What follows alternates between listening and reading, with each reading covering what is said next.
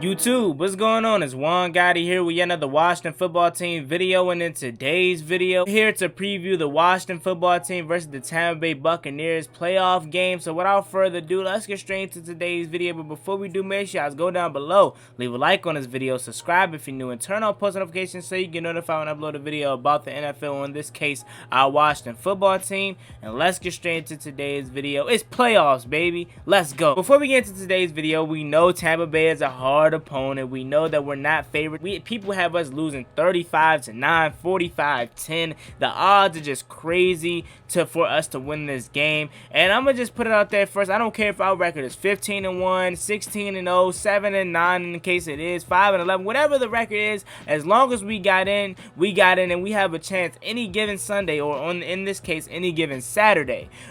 We have a chance. Let them try to put you down because our record is 7-9 and oh, Brady's gonna kill you and do this, do that. We have a chance. As long as we show up and put our pads on and lace our cleats up, we have a chance. So with that being said, let's get into this injury report for both teams. Washington is actually coming in here on a good injury report per se, because all the guys that are, on this injury report outside of Thomas Davis are all limited, and I expect them all to play. Thomas Davis, we know, is out. He already announced his retirement after the season is over, so he's not going to play no more. We know he's out. And Alex Smith is probably the only one on this list that's up in the air, but everyone else, Terry McLaurin, Kevin Pierre-Louis, and Antonio Gibson, they were all limited all week, and I expect them fully to go. They all played last week except for KPL, obviously, but I expect KPL to play. It's playoffs, man, and if they're limited, I don't see them missing it, especially Terry McLaurin, Antonio Gibson. It's their first time making it to the playoffs. I expect them to go.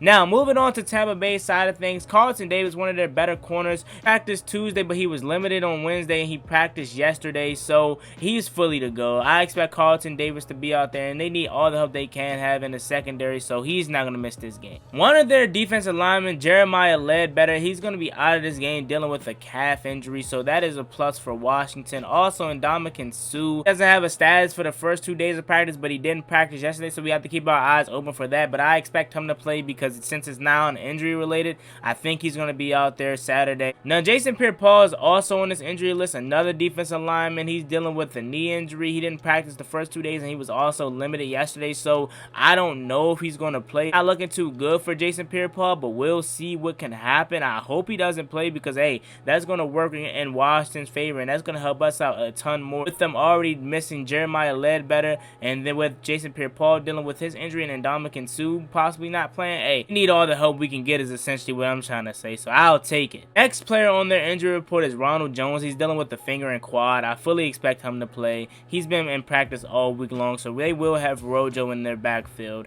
Sean McCoy is also on the injury report. He's dealing with the illness. He didn't practice the first day. He practiced the second day, and he didn't practice yesterday, but I expect him to play. He's questionable, and he's dealing with the illness. He's going to play. Now, the big name that I had to say for last was Mike Evans. He's dealing with a knee injury. He didn't practice the first 2 days. He was limited yesterday, and his status is up in the air. He's going to be a game time decision, but we have to take into consideration is although it is Mike Evans and he's going to want to play, and he most likely will play, they have so many weapons that they don't even really need Mike Evans. And I know that sounds crazy, but they have so many offensive weapons that Mike Evans is a big name. If he in fact doesn't go, they still will be fine without one Mike Evans. So that is the injury report for both teams. Washington is definitely coming in here more healthy per se than Tampa Bay. Let's get into the keys to victory.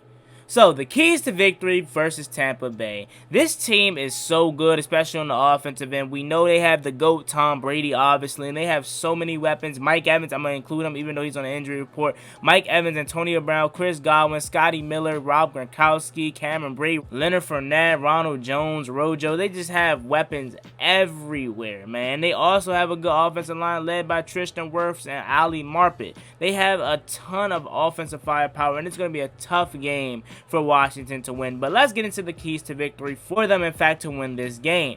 First key on the list is we have to get out to Tom Brady, and I know that is everyone's first key on their list. But what I mean by get after Tom Brady, I don't mean us spinning exotic blitzes, because we cannot blitz Tom Brady. When in fact he is being blitzed, he actually gets the ball out quick, just like Ben Roethlisberger, and his completion percentage is actually really solid against blitzes. So we cannot blitz Tom Brady because he's going to tear us up. On the other hand, when he's under pressure, he's completing only 30% of his passes, but when he has a clean pocket, completing 76 of those passes. So we have to get after Tom Brady. But what I mean by that is we have to have our front four to be able to get after him, because we know we cannot blitz him. And also, we need a bunch of help from our secondary. We're not going to be able to send blitzes at Tom Brady often. We need our secondary to hold up so our front four can get after Tom Brady. That's what I mean by we need to get after Tom Brady, is that we need our secondary to really help us, and they really need to be the ones that's guiding us to get into Tom Brady, because our front four is going to do what they can. The secondary is holding on, then that's going to help out the defensive line even more in this situation. But as soon as the secondary is giving up wide open targets, Tom Brady's going to get that ball out quick. So we need to get after Tom Brady, and more importantly, we need a secondary to help out the defensive line more than ever this game. Next key on my list is that we need to convert on first downs. And I know that sounds weird to say that we need to convert on first downs, but what I mean by that is not necessarily to pick up another first down, but we need to set ourselves up in something good on second and third down. So what I mean by that is on first down, I don't care if it's a 3-yard game, 4-yard game, 5-yard game, we need something to help us be comfortable in second down and third down, because if we go out there first down and we run the ball, don't go nowhere, now you're in second and long and you don't complete a pass on second down, then you're stuck in a third and long with a compromised Alex Smith and also possibly Taylor Heinicke. So we need to be aggressive on first downs. Try to throw quick passes on first down. Try to, get J.D. McKissic involved out the backfield. Try to, even take a shot on some plays. We can't allow them to come down and make plays on the ball that sets us up in second and longs and third and longs, because then that just plays into Tampa Bay's favor, where they could dial up blitzes. And trust me, they're going to be sending pressure all day long, especially if Alex Smith is back there and they know that he's not very much mobile anymore. So they're going to be dialing up pressure all day long, and we need to help out our quarterbacks by getting good gains and really converting on first downs. I know that was weird, but we need to do something on first downs. Next key on my list kind of ties into the first key, and that is take advantage of their secondary. Their secondary is very young with Antoine Winfield back there, a great rookie. They also have a banged up Carlton Davis, to name a few. So their secondary is very young, and we need to take advantage of that. Whether that's catching them being too aggressive, because this Tampa Bay secondary is very aggressive. They like to jump passes. They like to come down flying on the football. So whether that's getting them over top, trying to get them on some double moves, quick slants, whatever that is, we need to take advantage of their young secondary, because trust me, they will mess up a few times, and we just need to take advantage of that, and that's starting with the quarterback. So Alex Smith has to see that. Next key on my list is stopping their run game. Their rushing attack is really good, led by Ronald Jones Jr., Leonard Fournette, and LaShawn McCoy also back there too. Run defense isn't the best. Now, it's 13th. It's not the worst, but it's not the best. It's nowhere near our passing defense. So we need to stop their rushing attack, and Ronald Jones Jr. is really, really good. So how we need to stop their rushing attack is everyone need to play their right gap. They get their rushing attack going, it's going to be a long day, because we know Brady loves to sling that rock. So if he can get some help by his rushing attack, it's going to be a long day for Washington, because then that's going to set up the play actions, etc., etc. So we need to limit their run game. I don't think we're going to completely stop it, because we never completely shut down a running back. Every running back gets theirs here and there. We need to limit their rushing attack. Next key on my list is that we need to establish our running game. We need to get Antonio Gibson going early and often, and I know it's not going to be likely, because their running defense is really good, man. They're at the top half of the league in a running defense. I believe they're top 5 in their rushing defense, and their defense stopping the run is just impeccable. So Washington is going to have a hard time running the ball, but we need to not shy away from them. We need to make them earn it. We need to make them show us, hey, y'all better not run that ball. We cannot just go off of stats and be like, hey, we're not going to run that ball. They have to show us not to run that ball. We can't just go in this game thinking, oh, since their stats saying that they're top half of the league at stopping the run, then don't run it. Make them show you not to run that ball. So Washington, we need to establish the run, whether that's mixing up Peyton Barber, J.D. McKissic, obviously Antonio Gibson. I think this game we need to give Peyton Barber a little bit more carries, because I know he's really just a short yardage back, but throw him off a little bit. You know what I'm saying? They're going to be thinking Antonio Gibson's going to get the ball carries, and I know he will, and I want him to. But you know, maybe throw him off a little bit. Maybe send Peyton Barber out there the first play of the game and let him take the handoff. You know what I'm saying? Mix it up a little bit, because if you mix up the running game and try to get them off their game, and that's the strong suit of their defense, we could be in for a good long day. Next key on my list is to get your playmakers the ball. If you get the playmakers your ball, like Terry McLaurin, Logan Thomas, J.D. McKissick, Cam Sims rather, if you get them the ball, they can make good things happen. But you also have to call good plays to get them the ball. You know what I'm saying? Cam Sims on a delayed drag route, sneaking him behind Logan Thomas as Logan Thomas run down the seams. Plays like that. Cam Sims had a huge play like that last week where they snuck him behind Logan Thomas and he got, like, I believe like a 25-yard gain to move the chains. Plays like that. Get Terry McLaurin isolated. Let him work one-on-one against Carlton Davis, because I'm pretty sure that's who's going to guard him. Even if that, move him in the slot. You got to be creative when you're playing a good defense like Tampa Bay. You can't be one-dimensional by having your normal Terry McLaurin on the outside, Cam Sims on the other side. You got to be creative, man. Move Terry McLaurin in the slot, stack up one side and have a lone receiver to the left. Do that, as I know we can do, and we've done it a lot. You got to be creative and throw this defense off. Now, I forgot to mention that they are missing a key part of their defense, Devin White. A phenomenal young player. They are missing him, but they are getting Shaq Barrett back, which is going to be a heavy task. Now, next key on my list is offensive line has to protect Alex Smith. You can protect Alex Smith for whatever time being that is, whether he plays the full game or not. We could be in for a good day. To maybe slide in some extra protection, because we know Todd Bowles loves to scheme up blitzes, and especially with Alex Smith being back there, I can't keep reiterating this enough, because they're going to love to go after Alex Smith because he can't run. So, you know, Todd Bowles, he's going to be scheming up blitzes, so maybe we have to slide in some extra protection to help Alex Smith. Wherever it is going to take, offensive line, we need you guys to do your job up front, as I know you guys are capable of doing, because we're coming after Alex Smith, and even if Taylor Heineke is in the game,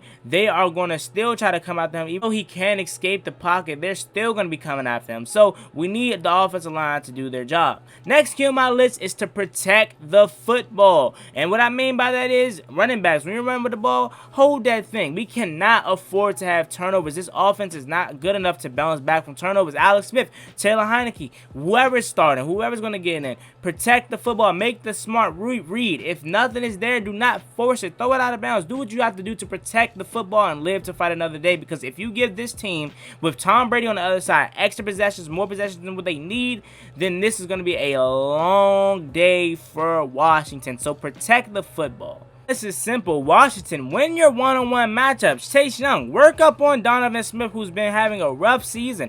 Montez Sweat, work up on Tristan Wirfs, who I heard he owned you in college. So try to get your ones back, man. And Tristan Wirfs, that's going to be a good one-on-one matchup, because Tristan Wirfs has really been a solid right tackle since entering the league this past year. So one-on-one matchups, you have to win. The back end, Ronald Darby, Kendall Fuller. If you're checking Mike Evans, Chris Godwin, Antonio Brown, whoever that is, Jimmy Moreland, the slot checking Antonio Brown / Scotty Miller, however they may use them, you have to win your one-on-one matchups. You know what I'm saying? And that's the rare times we do play man coverage, and I think we might play a lot this game, because Tom Brady obviously feasts on zone coverage. You can't really disguise things against Tom Brady, because he's going to know, he's going to call out. It's the GOAT. So you have to do your thing by maybe running a little bit more man than usual. Can't go away from what got us here, and that was a lot of zone, but don't be surprised if we do in fact run a lot of man. But nevertheless, win your one-on-one matchups when you are having to.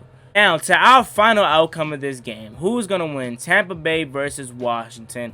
Tampa Bay is a great team. Washington fought so hard to get here, and we had such an up and down year. And as much as I don't want our season to be over tomorrow, I hope we win it. I hope we advance. I really do think that Tampa Bay is going to get the best of us, because their offense is just so much. And it's not even that the defense is not, we can't even handle them. My questions is on the offensive end of the ball. Are we going to put up enough points to beat Tampa Bay? And me personally, I just don't think we have what it takes to beat Tampa Bay on the offensive end. I don't think we have what it takes to go score for score with them. If they put up 30 points on us, are we going to be able to put up 30 points? I don't think so. We only scored 30 points or more 3 times this year, and they really seem to be doing it each and every week they step out there. So I just don't think Washington has enough what it takes. So my final score is going to be Tampa Bay 33 and Washington 22. 1. This game is going to be close throughout the whole game, but I just think Tampa Bay is going to end up pulling away at the end. A couple weird facts I want you guys to know is that Tom Brady is 1-3 in primetime games this year, and a lot of people say it's because of his bedtime. He normally goes to sleep around 8 o'clock p.m. and the game isn't to 8:15, so maybe that is true. You know what I'm saying? It's a little stretch and it's a little weird, but maybe that does take a toll on the old man's body. The thing is that the Bucs are wearing this red and brown concept tomorrow, and they are 2-2, and this is straight off a Bucs fan page, and he said that they don't perform well in those uniforms, so maybe, just maybe, it happened for us tomorrow and we actually beat them and they perform well. I know these are just weird things, but you can see they're trying to pull everything so we can win this game tomorrow, and I'm all for it, man. Let it happen. What I want to talk about is that Jack Del Rio is 1-9 versus Tom Brady, so Tom Brady has had his number, and hopefully Jack Del Rio can improve that to 2-9 because we need to win this game. And honestly, I'm just hoping that it was just New England thing and not Tom Brady thing, you know what I'm saying? So hopefully tomorrow we can actually win this game. And the last thing I want to talk about is that I feel like tomorrow is going to be a heavy passing game. Tomorrow we're going to pass the ball a lot because that is Scott Turner's philosophy, and he knows Tampa Bay has a good running defense, so maybe he is going to pass the ball a lot tomorrow. That's just my thinking. I think honestly whoever the quarterback is, he's going to have at least 38 passing attempts because he wants to pass the ball, and if you give him any excuse not to run, he's going to take advantage of it. So with that being said, it's me and boy Juan Gotti. Like, comment, subscribe, help to Washington football team. Let's go Washington. See you guys tomorrow for the live stream, and let me be wrong. Washington football team, please prove me wrong. See you guys tomorrow. Like, comment, subscribe, help to Washington football team. We will be going live at 8 o'clock p.m. I'm out. Peace.